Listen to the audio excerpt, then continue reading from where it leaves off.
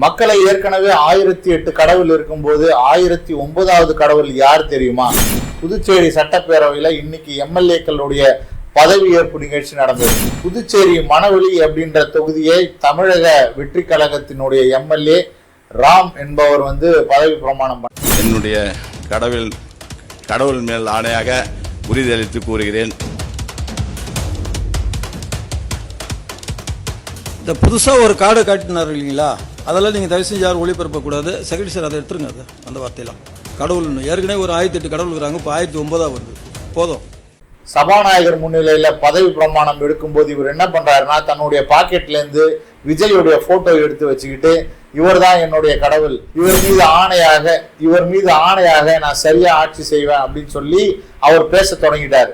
ஏற்கனவே 1008 கடவுள் இருக்காங்க, 1009வது நீங்க ஒரு கடவுளை உருவாக்காதீங்க அப்படின்னு சொல்லி கண்டிச்சாரு.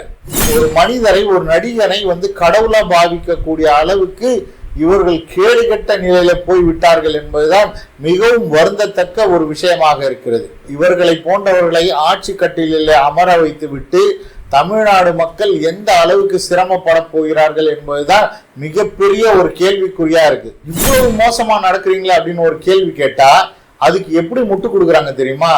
ஒரு தலைவர் மேல இருக்கக்கூடிய உணர்ச்சி பொங்க அவர் பேசிட்டாரு, இதுல என்ன தப்பு இருக்கு அப்படின்னு சொல்லக்கூடிய மக்களா இருக்கிறாங்க.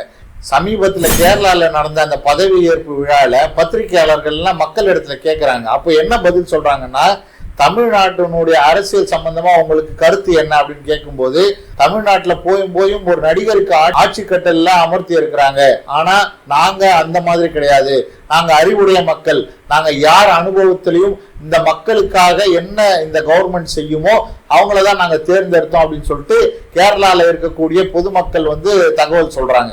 இது சம்பந்தமான உங்களுடைய கருத்துக்கள் இருந்தா கீழே கமெண்ட் பாக்ஸ்ல பதிவு பண்ணுங்க.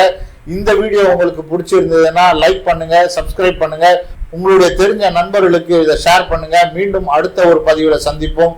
நன்றி.